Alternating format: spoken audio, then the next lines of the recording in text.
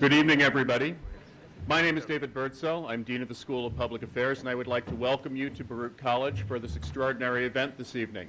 I'm not going to spend a lot of time saying hello, except simply to point out to you that we're all here in this room, packed as we are in a large space, because of the significance of the decision that faces the Council and the importance represented by each one of the people to my left this evening. We look forward to a very, very lively discussion, led, of course, by our own, what I've been told, fabled professor, Douglas Muzzio. But this is the kind of event, yay!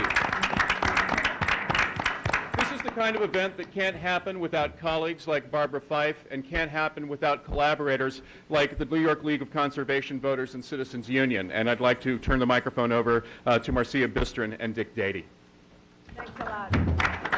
I'm Marcia, Bystryn. I'm delighted you all are here. I'm the Executive Director of the New York League of Conservation Voters. The League of Conservation Voters works to elect the strongest possible candidates on the environment to office and hold them accountable once elected. And our Ed Fund works to educate the public so they go to the polls informed. The structure and procedures of the City Council have a tremendous impact on our ability to advance an environmental agenda. So we are very interested to hear the candidates' view on those subjects, as well as on solid waste, one of the most important environmental issues confronting the city. And with that, my colleague, Dick Dadey. Thank you, Marcia. Welcome here tonight. My name again is Dick Dadey. I'm the Executive Director of Citizens Union and Citizens Union Foundation, a nonpartisan force for good government for over 100 years here in the city. You know, by being up here with you, Marcia, you just left me, but that's all right. Makes me feel like we should be, you know, announcing the 5 nominees for Best Picture, but we're actually up here for a much more important event tonight. I also want to thank our partners, the League of Conservation Voters and Baruch College, as well as our co-sponsoring organizations. But I also want to thank the 7 members of the City Council who are up here on stage tonight and are considered candidates for the second most powerful post in city government, that of Council Speaker. These folks didn't have to be up here tonight. Such a public forum is not part of the selection process for Speaker because it is often about Council members privately seeking one of their own based on relationships that exist and that assurances that are made. We thank them for being here tonight and adding a level of transparency to these deliberations and the selection process. Tonight we hope this public forum will inform and possibly impact how council members decide who is best able to lead the City Council over the next 4 years. We hope that they include in their thinking how well these candidates speak to the issues of concern for each and every New Yorker. So if I may, let me turn over the evening's program to our moderator extraordinaire, who is a professor of public affairs here at Baruch, and who was most recently described by journalist Joyce Pernick as the fabled Doug Muzzio, who is not fictitious at all, but well regarded and a strong presence here in New York City politics. Doug, it's all yours. Thank you.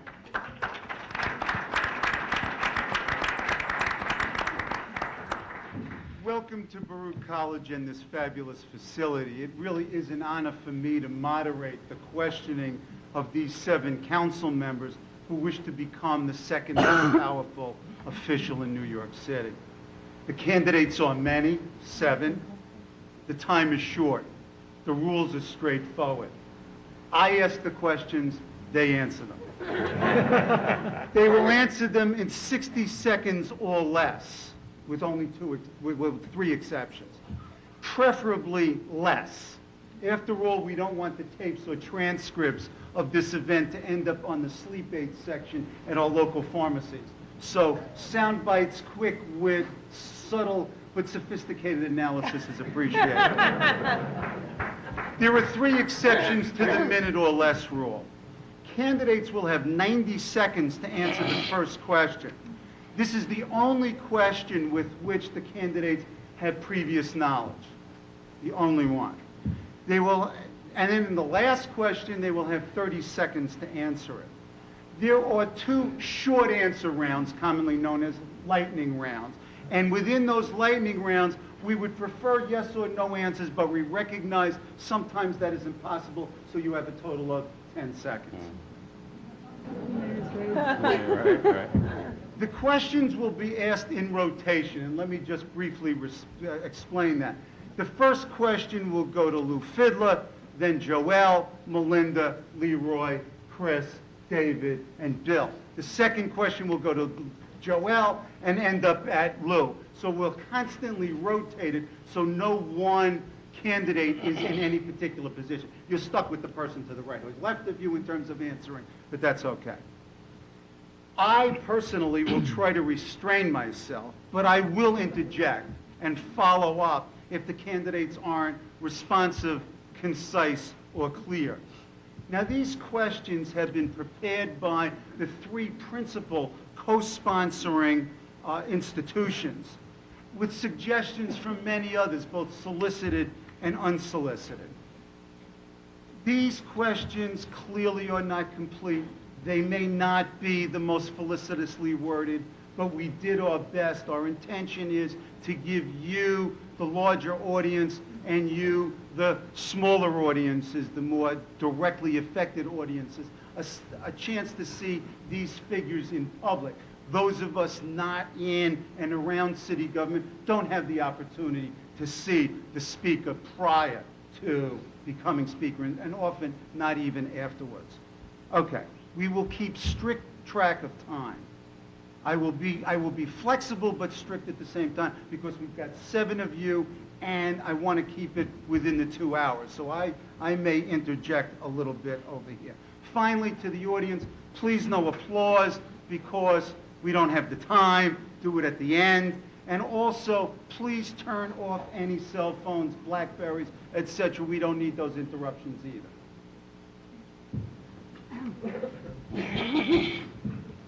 Okay, let's begin with, let me introduce the 7 candidates. I already did introduce them.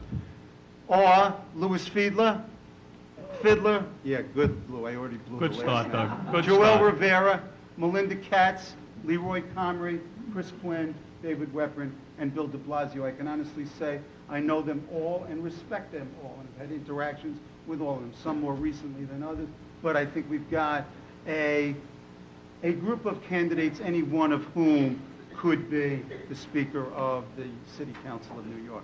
Lew, first, the question to all of you, why you as Speaker of the City Council and not one of these other folks? Well, Doug, I guess other than boxes or briefs, this was the only question we should have been really prepared for today. Let me just tell everyone here a little bit about Lew Fidler. I've been involved in civic affairs for my entire life. I grew up in a house where my mom was the president of the PTA of every school I went to. My father was the founder of the local civic association. I went to New York City public schools. I graduated from SUNY Albany, NYU Law School. I was admitted to practice of law at the age of 22 and returned to the neighborhood that I grew up in. I've been a community board chairman. I've been the vice president of a local community development corporation, the founding director of a neighborhood housing program, counsel to a police precinct council, and counsel to a public housing tenants association. Public service has been my life. I returned to East Flatbush, married my lovely wife Robin, who's here in the second row, here with my son Harry, who is also a public school student here in the city of New York. My other son Max graduated from New York City public schools. I am invested in the city of New York. I am invested in its future. I'm not running for Speaker of the Council because I want to be something else someday. I think that that's important that my colleagues on the council understand that that will truly allow me to empower them. The ideas of 51 members, not the idea of one, that can be cultivated, grown, brought together so that we can act effectively to be a counterbalance to an administration that the charter already puts most of the power in, that came in, I'm finishing, Go ahead. came in with the arrogance of the power of a billionaire and will proceed the next 4 years with the overconfidence of what I think was a tissue-thin 20-point win. We need to be a counterbalance for democratic values. Lew, I Thank you. want to keep this as I'm tight done, as Doug. possible. I'm done. You're done, but late. Notice that in front of you, you will get 30 seconds, 10 seconds, and time expired, and then I yell at you. Joelle. Okay, thank you very much. First, I want to thank everybody for coming here this evening because we're discussing something that's extremely important to the city of New York, and I want to thank the parties that organized this event because they do have the foresight and they do understand that this process is a very important process. The speaker is extremely important for the city because it is the second most influential position in the city of New York, next only to the mayor of the city of New York. Like my colleague just stated, we have a mayor-strong city, but we have a legislative body that's extremely important in terms of the budget process and the land use process of the city and how we deal with priorities facing our residents, our 8.1 million residents. My belief, and the reason why I feel that I would be a great speaker for the 51 body member body is because I understand the need for access. I know that when Robert Jackson or when Simca Felder or when the council members that are here tonight come to the speaker's office and say we need to talk about policy, we need to talk about budget priorities when it comes to housing, healthcare, education, or economic development, my door is going to be open. I will make sure that access is something that they would have every single day of the week. And I also want to concur with what my colleague said. I am not running for mayor of the city of New York, so this will not be my platform. I believe also that the central staff is there to work on behalf of the members.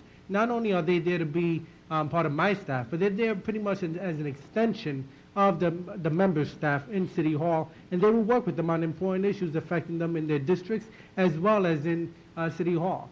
My belief also is that, and I have 10 seconds left, is that we need to make sure that the discussion and the debate is something that takes place every single day. And while I respectfully will try to limit myself to 10 seconds in the lightning round, I think we can all agree that New York City is a great city, has a bunch of tough, complex issues, and we cannot really try to simplify an answer for such complex questions. So we'll try, but I doubt we can actually do it. And I'm hopeful that the members of the City Council will join us in our crusade. Thank you. Melinda. Good evening, everyone, and I also want to thank the organizations that pulled this together, but I especially want to thank my colleagues for coming out. In the end, they are the ones that are going to have to vote for speaker and vote for leader of this body. And I also want to thank them for giving me the best 4 years that I have ever had in my entire career or my entire life. The last 4 years has been unbelievable, I think, not only for me on a personal level, but for the city of New York. We came in, and everyone should remember this, when there were 38 new members of this body. Everyone thought the world was going to be destroyed. Everyone thought, oh my God, 38 new members, they're not going to know what to do. And I believe as we go forward tonight, looking for change and looking to see what we want to keep in the council as rules and looking to see what we want to change, we all owe a great debt of gratitude to Gifford Miller, who truly pulled this body together when it was brand new. 38 new members was not easy, and he had an enormous task. We could talk tonight about our experience. I was in the New York State Assembly. I had the privilege of serving with under 2 speakers in my career, not only in public service but also in private practice as a mergers and acquisitions attorney. I see this city as a great city that it is. I want to make sure that it is built. I want to make sure that the city of New York gives credibility and gives confidence to all the businesses all over the entire United States of America so that they come here, they want to build here, they want to bring their employees here, they want to invest in our future, because our future is what needs to be protected to make sure people want to stay here and keep this city, the great city of New York that it is. I thank you all for coming. I look forward to the discussion tonight. And I was under 90 seconds. You were very good. Thank you. Leroy, see what you can do. Thank you. Good evening to all, and I want to thank all of the people that have put this event together this evening.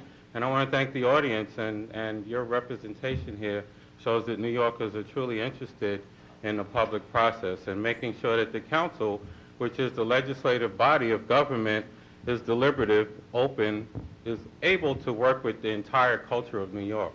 This is a beautiful city that we're in. This is a city that I've invested my life in. This is a city where I have my 2 children who are here, 8 and 11 years old, in public school.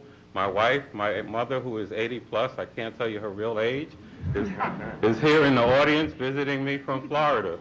But I can tell you that I want to make sure that after 4 years as Speaker of the City Council, that I want to leave a legacy that my children can be proud of, that my mother, God willing, will still be here and can be proud of, that every person that comes to the city can be proud of.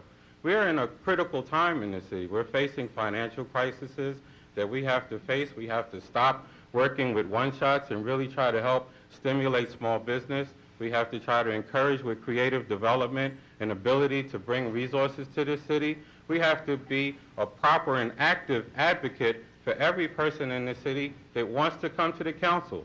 The council has to be the welcoming place. The council has to be the city's advocate. I'm proud to work with everyone in this room over the past 4 years. It's been the greatest experience of my life, and I want to continue to do so. Thank you. Excellent. Thank you, Leroy. Tough time act to follow there, Chris. Thank you. Well, I also want to thank the groups and Baruch for pulling together this forum tonight. You know, for the past 7 years, I've had the honor of serving on the City Council, and for the past 4 years, the great honor of chairing our Health Committee. And in that time, I've developed a level of experience and I think demonstrated an inclusive leadership style, type of leadership style which attempts to bring all impacted stakeholders to the table so we can develop common sense, implementable solutions to the problems which face the city. And we've been able to do that. Working together, we passed the citywide smoking ban. Working with Councilmember McMahon and others, we were able to pass legislation that protects our children's health by putting a nurse in every elementary school. And working with my colleague, Councilmember Robert Jackson, who's here, we passed the landmark Equal Benefits Bill. I'm running for Speaker to take that experience and inclusive leadership style forward to help work with my colleagues to solve more of the problems which loom in this city. For example, the budget deficit. We need to take the very effective work the council has done on the budget and expand that. We need to begin to truly more comprehensively address the capital budget and become less responsive and defensive in our budget work and more offensive, putting our own plans out there. In addition, as Speaker, I would hope to expand the amount of strategic planning we do in this city. For example, we don't and should have a 5-year strategic plan for pediatric preventive health care. So I hope as Speaker to work on those and many other issues with my colleagues and with the many advocacy groups in this city. Thank you. Thank you. David. I too want to thank our sponsors tonight, Baruch College, Citizens Union, and the League of Conservation Voters for hosting this very unique forum tonight. Christine referred to the budget deficit. Maybe if we would have charged admission tonight, we might have had a head start on our future budget. But I do want to thank all our colleagues for coming out tonight, and I've got to recognize my wife and daughter also are here, my wife Ronnie and daughter Lori. Over the past 4 years, I have had the honor of representing my district and the City Council as chair of the Council's Finance Committee. During that time, I have helped lead the City Council through extremely challenging times and have gained extensive experience that will be invaluable to the next City Council as New York City faces future budget deficit. Working with Speaker Miller and a spectrum of my council colleagues, I have successfully navigated the Council through 4 on-time, balanced budgets in the post-September 11th era where the city faced multi-billion-dollar deficits. I've helped pass important fiscal initiatives such as the city's earned income tax credit that has helped hundreds of thousands of lower-income New Yorkers. I have advocated for increased funding for every council member's districts, and we have stood up to the mayor when he tried to cut funding to the education capital budget in particular. In addition to my city council experience, I will use my background as an attorney, my 15-plus years as an investment banker in public finance, in municipal finance, and my previous banking department experience as deputy in the department to effectively work with Wall Street and the investment community, fighting for additional federal and state aid that we are entitled to. But most importantly, David, go ahead. as One Speaker, sentence. I will always be accessible, fair, and honest. Thank you. Bill. Thank you, Doug. Thank you to my colleagues, to the sponsors. And thank you, Doug. You know, I often say to myself, I don't have to wonder where Doug Muzzio stands on the question of debate rules. We appreciate your straightforwardness. I have been honored to spend the last 20 years in a wide range of public service roles in this city. It's been an extraordinary experience. And I believe I do have the experience and the ability to lead this council and to help it continue a process of evolution that was begun almost 20 years ago under the leadership of Peter Vallone Sr. Now, I have 3 particular things I think we have to focus on in this next term of our council. I think we have to build more of a sense of unity and common purpose amongst all the council members. I think I have to work, if I were to be the Speaker, and all of our colleagues have to work to help each other succeed in the work we do in our neighborhoods. And I think in everything that we do, we have to be clear about the fact that we have to balance the power of the council more strongly with the power of the mayor. And that's why I believe that next year, after extensive public debate, we should move forward to add an additional 4-year term to our current term limits as council members. If we do that, and if we continue the process of strengthening the city council, we can be a good partner to the mayor when he's right, and we can be a stronger check and balance when he's wrong.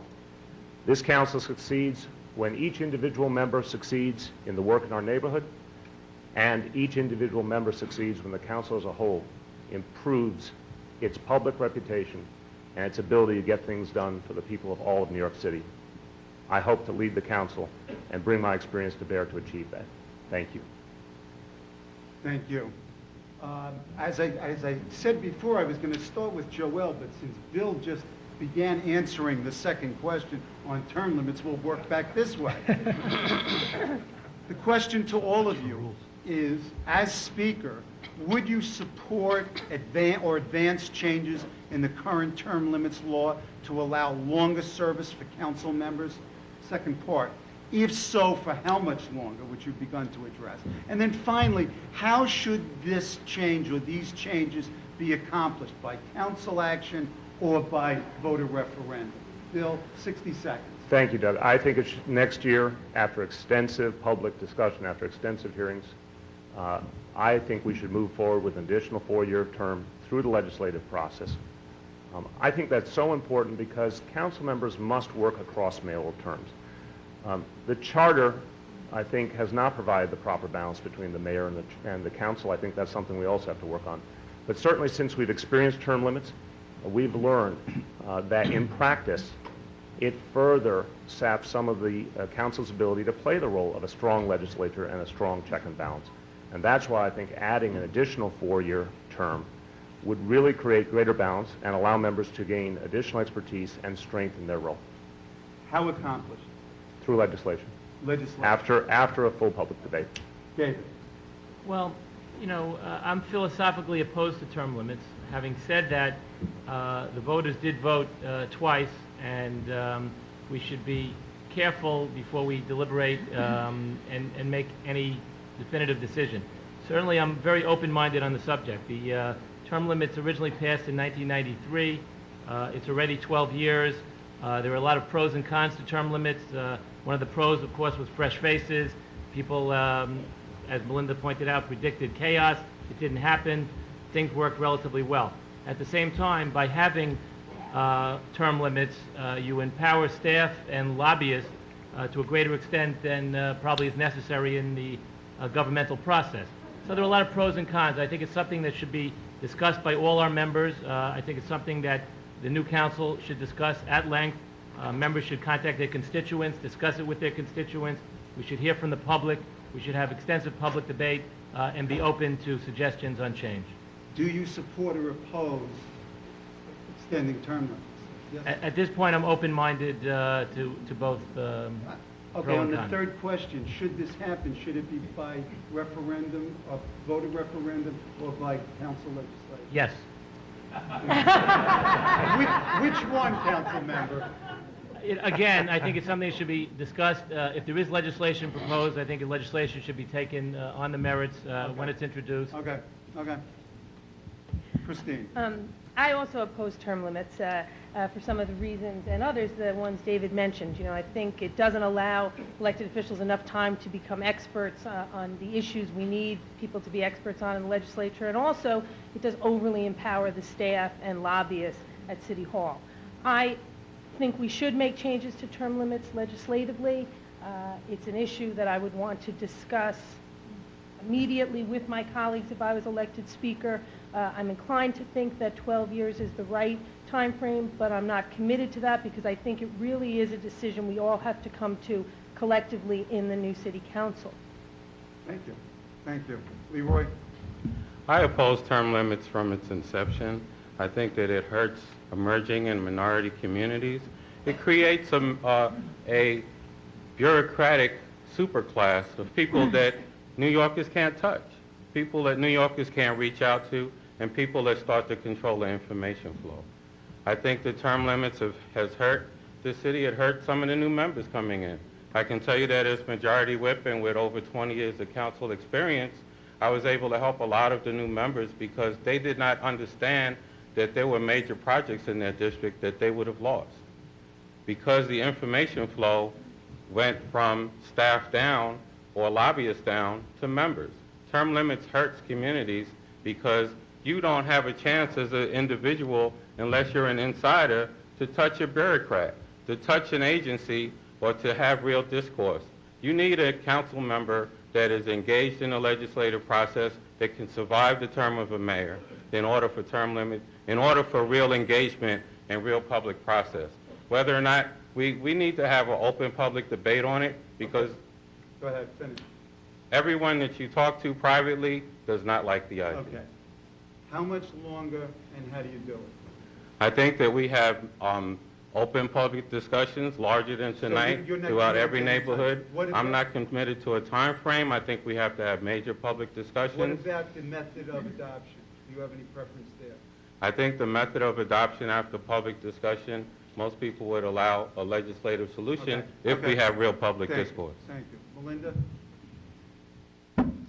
When I was a New York State Assembly member, I think it was 12 years ago or 10 years ago, and it was on the ballot, I wrote letters in opposition to term limits. I never cared for them. I thought we have term limits. Those are called elections, which the U.S. House certainly proved a few years ago.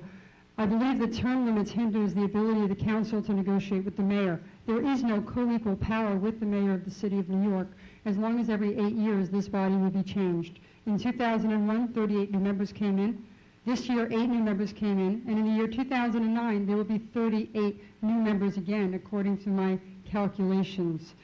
Unless we make this term at least one more term than the mayor of the city of New York, I believe it's nearly impossible to be equal with the mayor. Otherwise, the staff is the one with the history. We have a great staff with the City of Council of New York, but it has the history, it has the experience, it knows the legislation that was passed a few years ago. We cannot get our capital budget, our capital projects through, because by the time we are in our 4th year, we're looking towards our next career. So I would use legislation to make sure that our term was at least one more term more than the mayor of the City of New York. Thank you. Joel? Thank you very much. I think that with the discussion here tonight, something's going to get done with term limits. But the fact of the matter is this, me personally, I'm opposed to term limits as well because I understand the fact and the need for experience within City Hall. You know, the fact of the matter is we don't have the advantages that a mayor does have when coming into government because we don't have an effective transition team working with us for months to get us on track and how to deal with the intricacies of government, like land use issues, like budgetary issues. We have a $50 billion budget that we have to really work with every single day, you know, in the city of New York, and it deserves experience. I mean, the question has to be, when you go to a dentist, do you want somebody straight out of dental school that maybe has to figure out what does this instrument do again, or do you want someone that has experience, has been around the game for a very long time, and understands, you know, the intricacies of it? And I think we would want the experienced dentist. And I think the same goes for elective government. We want someone that understands the intricacies, understands how to handle the agencies, understands how to navigate the bureaucracy, because we are lobbyists on the panel. We are lobbying on behalf of our constituents. We represent 165,000 people in our districts, and they deserve the best possible representation. How much longer and how do you do it? I mean, I would say we do it through legislation because if we look at history, Okay. Ron Lauder, Okay. you know, spent a tremendous amount of money. God bless him, he's allowed to do it, but Okay. I would say through Okay. legislation. How much longer?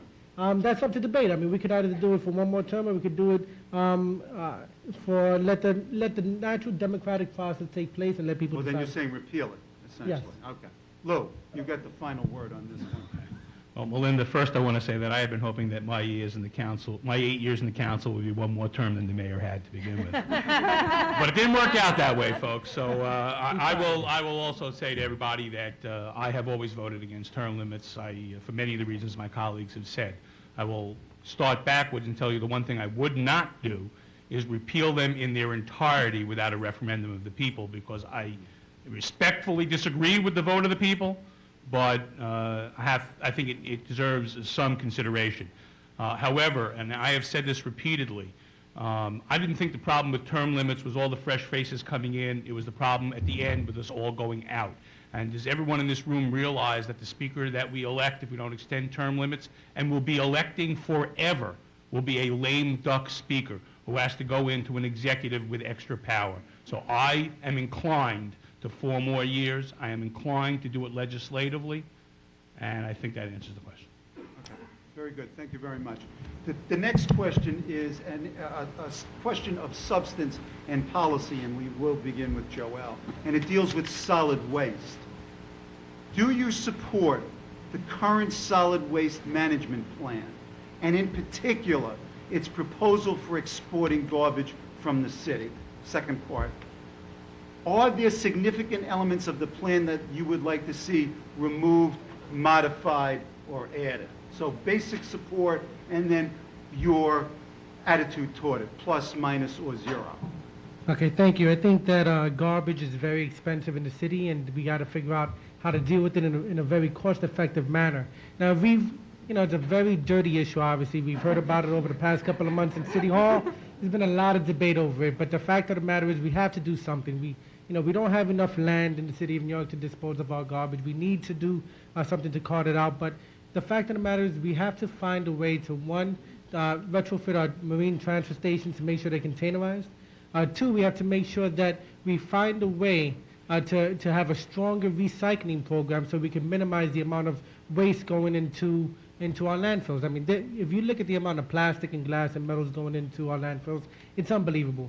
Second, third, I actually have a bill in the city council called the Grinders Bill, which in effect would take away 40% of the organic waste going into our landfills. It's in effect in other major municipalities. It would be a tremendous plus for our city, and I think we should implement it as soon as possible, and I would urge the members of the city council to join me and to pass this very important bill. Thank you. Melinda. Well, for those of you that are heavily involved with the council, you will know that this is one issue we've been dealing with quite a bit, and I clearly don't have all the answers on the issue. I do believe, as I think most of my colleagues do, that we need to figure out how to export the garbage from the city of New York. As Councilman Rivera said, it's an expensive process, but there's so much more we can do. We need to figure out how to continue the infrastructure and expand the infrastructure for reuse, for waste disposal, for recycling. We should be able to at least double the recycling that we do in the city of New York, and it's a shame that we don't do that on a regular basis. We need to have zero waste goals. We need to make sure that we are out there actually doing the press on it, making sure that people understand it. We've had fights in conference where people were willing, we were discussing whether or not we need to give up recycling or we need to give up some of the pickups for garbage. To give up recycling pickups is just an amazing consequence to me. You're going to waste so much money, and not to mention the environmental consequences. Clearly, we're going to have to face the issue of the swamp again coming up in the next year. One of the great things about that, I am hoping that the administration this time does not put us on a time frame with the ULIR process, which I believe was the huge issue the last time around. I look forward to having a discussion that we don't have a gun to our head to make sure that the ULIR process goes forward. We do the swamp first, which is the way it should have been in the first place. Thank you. Leroy. The swamp and the solid waste issue in the city is a critical issue in terms of our city's economic development. Right now, as you know, most of the solid waste is concentrated in minority communities, with over 65 waste transfer stations, primarily in minority communities.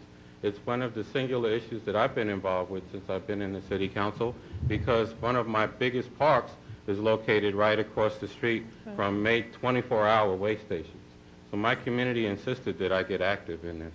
And I've been active in this program. While I support the mayor's solid waste program, that there are some things that need to be adopted, and we need to make sure that there's a more, a real public-private partnership in this issue.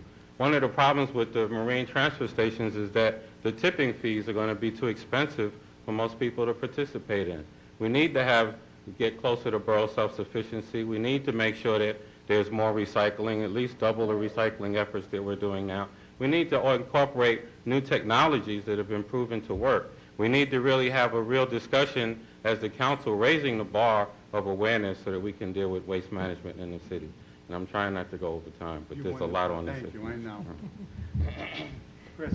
Thank you. This is one of the biggest issues that's going to face us in the next few years, and it's important that we actually have a truly a developed, multifaceted plan to address the city's solid waste problem, a plan that, as Melinda referenced, goes beyond just ULURP sightings. And that plan needs to first and foremost recognize that for decades, solid waste and other facilities have been placed in low-income neighborhoods of color, and we need to, in the plan, address that history of environmental racism as it relates to siting of facilities. But we also need to make sure the plan demonstrates a real commitment to reduction of waste, reuse of materials, and expansion of recycling. The plan also needs to, as it looks at siting, look cumulatively at the impact, not just limited on the impact of one facility. For example, on the west side of Manhattan, at different points, there have been as many as 3 facilities proposed. And I think there could be, some of those sites may be exactly the right sites, but if you're going to have more than one, you need to look at the totality of their effect and also their effect on adjoining facilities like parks. I have a similar situation to the one that Leroy referenced. So I hope we see a true plan that we can all work on to improve and expand upon in the next City Council. Thank you. David? Yes, clearly this is a major issue that will be confronting the next City Council, and we have to have a balance between costs and, of course, environmental issues, and, of course, we definitely need more recycling in the city. The mayor made a major mistake his first year in office and during our first budget crisis. The mayor suspended recycling. That was a very big mistake, and he did it on the basis of economics. Sure enough, though, our fiscal analysis has shown that he actually cost the city more money by suspending recycling because of the overtime in the sanitation department. It was actually a huge failure, and it took a while for people to get back into the habit of recycling again, and there's still a huge confusion factor. I'll never forget that senior citizen that told me that you know, he heard that we're going to suspend recycling glass for a year, and he said he didn't know what to do because he doesn't have enough room in his garage to keep all the bottles for the whole year. So we clearly have to do something. Thank you, David. Bill? Well, Doug, I do support the solid waste plan, and it's not an abstraction for me. In fact, the Hamilton Avenue Marine Transfer Station is walking distance from my house. I do think we have to improve certain elements of the plan. I certainly think we have to make sure that each site that is currently planned will be workable. I think there's still outstanding issues about traffic and about impact on surrounding neighborhoods. We have more work to do to make those sites as workable as possible. I think we need to ensure that overburdened neighborhoods have very clear guarantees that things are about to change. And I think the way we do that is through legislation. I think we have to set numerical goals and timelines for ensuring that we actually achieve this transition away from the neighborhoods that have carried this burden, overwhelmingly neighborhoods of color, and ensure that we really do move this plan along and actually move the waste in a more equitable fashion. I absolutely believe we have to put more focus on recycling, and that means more public education and more of a real enforcement effort, and finally, a true citywide effort to reduce consumption. Thank you. Lew? Thanks. I voted no at the City Council, but that was because I supported the solid waste management plan. And I frankly found the fact that they brought us half a plan and then said, trust me, we're going to do the rest, to be somewhat offensive. I do believe, for the reasons that my colleagues have stated, that we need to move our garbage out of the city of New York more efficiently and more fairly. I don't think that garbage is endemic only to low-income neighborhoods. I think that we need to find a way to share that burden in every borough fairly. So yes, I'll support the whole plan. And as long as my colleagues have brought up the subject of recycling, I also found the suspension of recycling in this city in our first year to be offensive. As a civic leader, I led the fight to bring weekly recycling back to Brooklyn. And by the way, if the mayor again suggests cutting sanitation pickups in the outer boroughs to 1 day a week, he'll have a fight on his hands with Lew Fidler again. Thank you, Lew. Joel? I already answered it. Oh, you answered? Yes. You know, what I can't say, Wait a minute. well, what I can say, Start by giving de Blasio. since we're on garbage, actually, my mother's in the audience, and she told me always take out the garbage. So you know. Okay. Again, that's what happens when you go ad lib. Yes. Melinda? Yep. Question, budget. The city faces a $4 billion plus budget gap in the next fiscal year. It's going to require either increasing taxes and fees or service cuts, likely both. Where do you cut? Where do you raise taxes and fees? I think one of the problems we have is that every time we have a budget deficit, we go to the taxes. We don't go to Albany, where we should be going to get commuter tax. The mayor of the city of New York has said that he goes to Albany, he asks for a commuter tax, and time again, he's turned down. I served in the Albany legislature. I know exactly. They need stuff from us. We need stuff from them. We want the commuter tax put back on. We're going to have to negotiate it and negotiate it right. Number one. Number two, higher taxes doesn't normally generate more income for the city of New York. We're now giving back $400 tax rebates a year to people in the city. We are spending a lot of money doing that. We haven't lowered the real property tax, which is something that I would certainly like to do. I think that would generate more people to stay in the city of New York and actually spend money in the city of New York. I think one of the problems we also have is that there's an institution like the Campaign Finance Board where the city council has absolutely no authority to lower the funding that they get every single year. According to the city charter, the Campaign Finance Board can set their own budget, and unless we change the charter, it can't be lowered. We can lower fire department, we can lower the police department, we can lower health care, and we have no authority over that. And I think that that's one of the issues as well that we might want to discuss later, right? Yes. See, I'm telepathic in that way. My question to all of you is, does that add up to $4 billion? But I'll hold that off. Leroy. What we have to work on in the next year is, as Melinda said, fight to make sure that we negotiate to have a commuter tax be installed in from Albany. We also have to look at the various city agencies. I have to say that our council finance staff has been excellent in preparing secondary budgets and responses to budgets to try and work with. We also need to work with other good government groups that have come up with various ways to ensure that there are opportunities for people to pay taxes that would not hurt the middle class or the working class of this city, that would not fundamentally take away from people that want to do business in the city, that would not fundamentally hurt people that are looking to make sure that New York is a place where we want to have a high quality of life. How do we get to $4 billion? We need to encourage business stimulation. We need to help Wall Street because we're overly dependent on it, but we can't let it get weaker. Fourth, we need to encourage affordable housing and new housing development. We need to make sure that what we do in the city council is raise the bar and have larger discussions and make sure that when we come out with the council's finance alternate budget, which has been actually very responsive, and we have a great finance team, that we ensure that that budget is the budget that's adopted. Thank you. $4 billion? We'll get to $4 billion. You have to. We did it in the fiscal. Well, you have to. We did it after 9/11.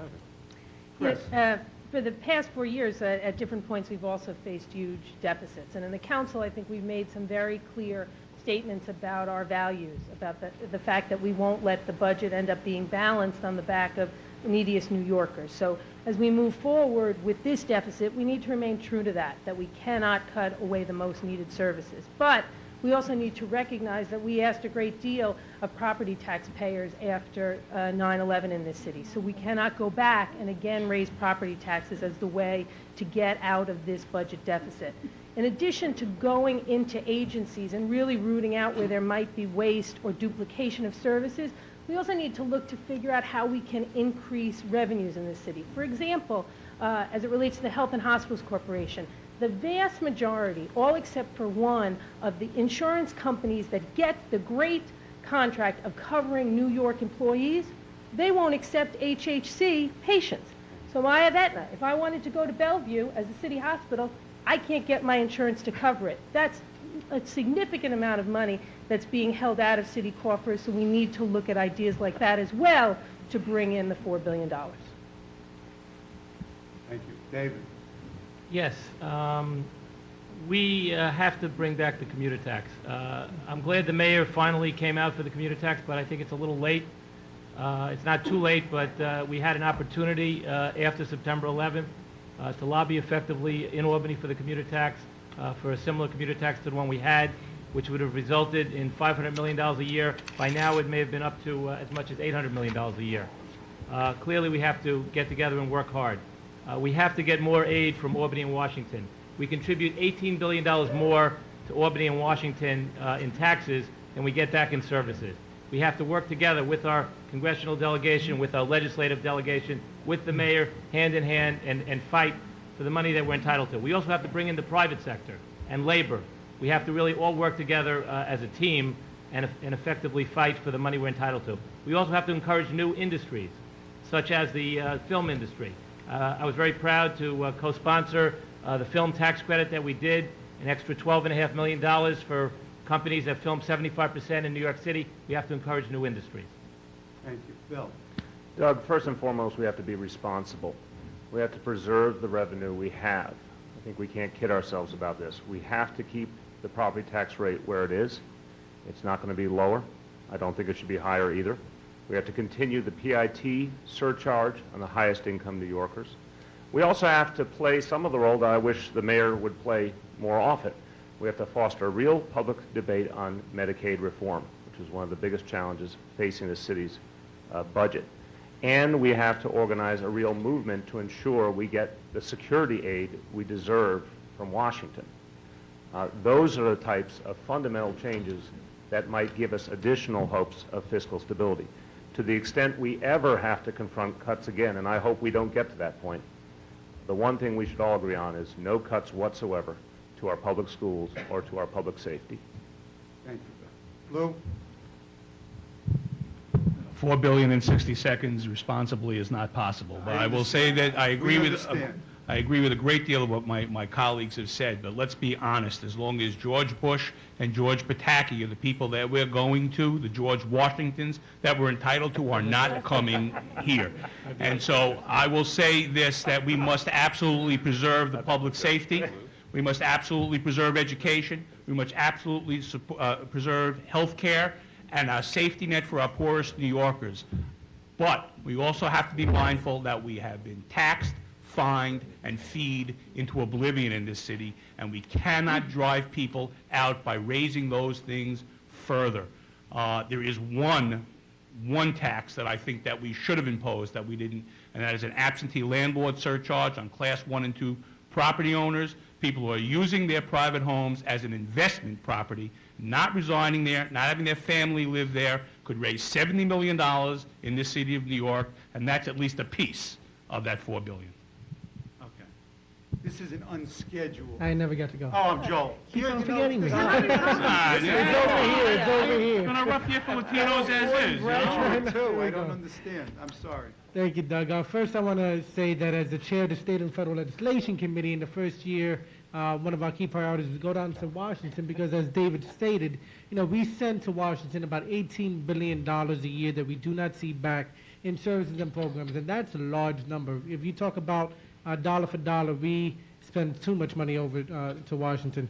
On the state side, we have Elliot Spitzer coming around the corner in 2006, so I think we'll have a better chance in 2006 to be able to get more state funding, but we have to make sure that, we do reinstate the commuter tax because that is, pennies and small investments for people who are making a substantial amount of money here in the city of New York to contribute to the services and programs that we have in our city to make it a greater place. We also have to create a city tax commission, I believe, because with that, we'll be able to look at a disparity that exists in terms of the property tax and in terms of the personal income tax and the sales tax. New York City is becoming unaffordable, and we cannot tax our people anymore because, like Councilmember Fidler said and Councilmember Melinda Katz said, we are going to drive people away. So my belief is we cannot raise our taxes, but we have to find priorities within the $50 billion budget and get more from the federal and state side to make sure we can balance our budget. We are responsible. We've done it over the past 4 years under Speaker Giffen Miller, and we'll do it again.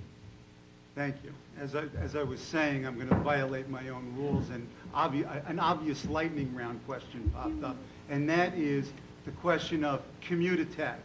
Did you inhale? Is this realistic? Lew, did you inhale? Is this realistic? Are you asking about the computer tax or something else? No, commuter tax. Is this realistic? No, I don't think it's realistic. Okay. It should be. Thank you. Joel? I believe it is. It's realistic? It's realistic, Okay. yes. Melinda? When I was in Albany, we got several things that we weren't supposed to get. Yes, it's negotiable, it's realistic, you can fight for it, and if the state of New York needs us for anything in the city of New York, then we better do that for us. Okay. Leroy?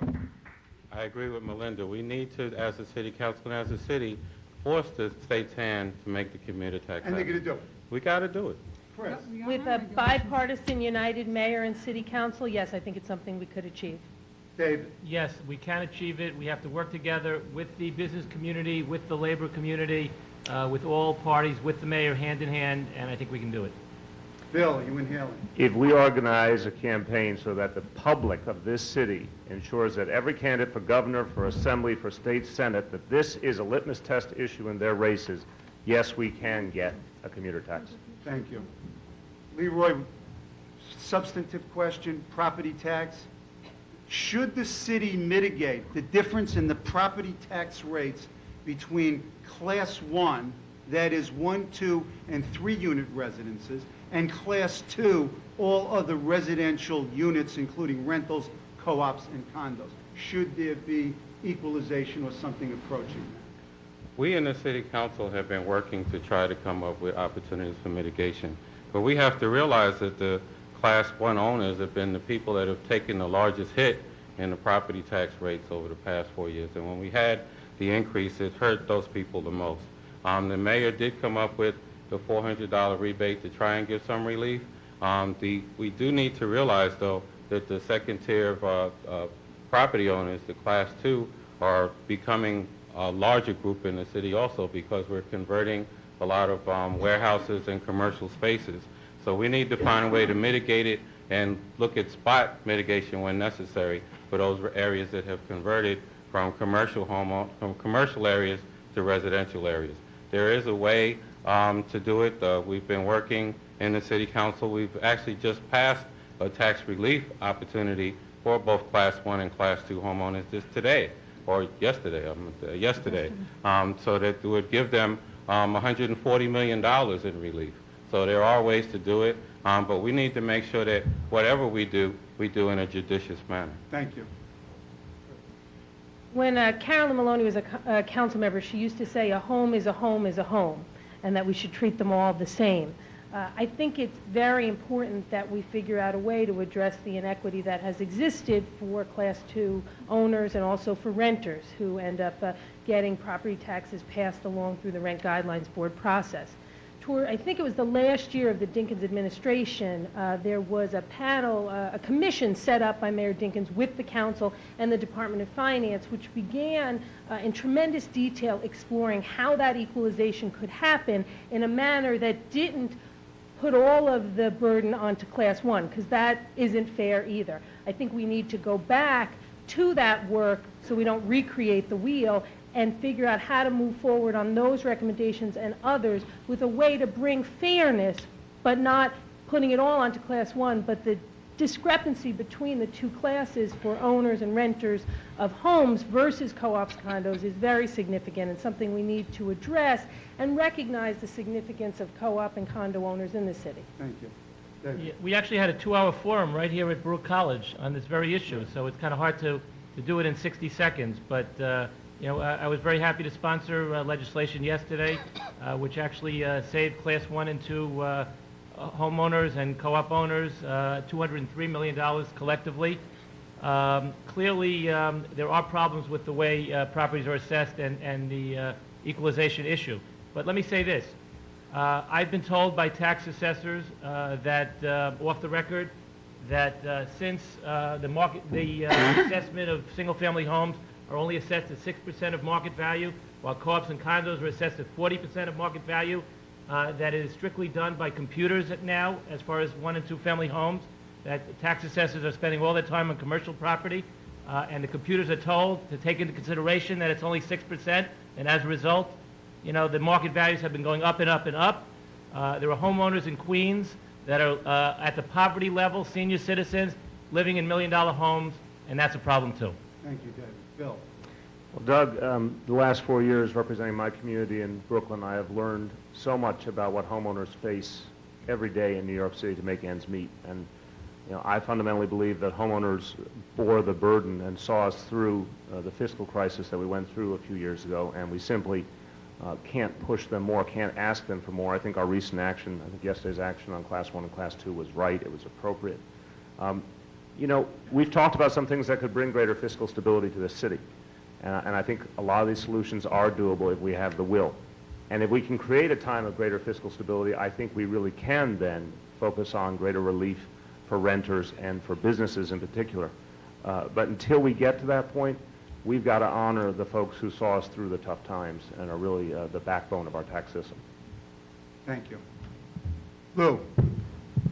If mitigating this discrepancy between Class 1 and Class 2 property owners means reducing taxes on Class 2 property owners, I'm okay with that. If it means that we're shifting the burden to homeowners in the city, then I think that's a mistake because, as Bill said, I think that we've already shifted as much to them as we possibly can. We did pass property tax relief yesterday, and I voted for it, and I think I actually added my name as a co-sponsor to Dave's resolution. But the fact of the matter is that we pass that resolution, and the next tax bill that I get in the mail, my taxes are going to go up. And I called the system Byzantine. It's a state formula that is, you want to talk about the exact opposite, the antithesis of transparent. This is Byzantine. And so I do believe that there needs to be some general reform of this process so that we can assess taxes clearly and in the amounts and percentages and formulas that we intend to. Thank you. Councilmember Rivera. Thank you very much. I think that when you're talking about taxes, you're talking about something that not many people enjoy talking about. So I'll try to make it as painless as possible. I think that, I have to agree with my colleagues, when you're talking about mitigating the tax burden, you want to make sure that you don't mitigate it and increase it for people that have laid the foundation for us and have made, our city as great as it is today. What we have to do is have a city tax commission established that can actually look at the disparity that exists when it comes to 1, 2, 3 family homes and co-ops and condos and commercial properties and manufacturing properties, because that's how you're going to be able to get a real clear determination on what needs to be done, and there needs to be public input in that process. And that's why one of my first goals will be to advocate the establishment of a city tax commission to do just that. I think this is probably one of the most difficult questions to answer today. We yesterday just revamped Class 1 and 2 and put the burden on the Class 3 properties yesterday because the increase of values of the properties of Class 1 and 2 went up so inordinately compared to the other properties. And I think that that's something that we should be proud of in the city of New York. So our values of our homes are going up. Our constituents are getting taxed higher and higher, but they're still only getting taxed the assessed value. But quite honestly, when I open up my tax bill, because I'm a single-family home, the only thing I know is it's gone up again. And the council keeps telling me they're not raising property taxes. And there's something wrong with a system like that. I do agree that we need to revamp this entire system. We came into this body and we had to learn about capping and changing the burden from class 1, 2, 3, and 4, and it really has to equal one number, and you have to start with that number, and you have to work backwards. This would be the perfect reason why we need to extend term limits. Thank you.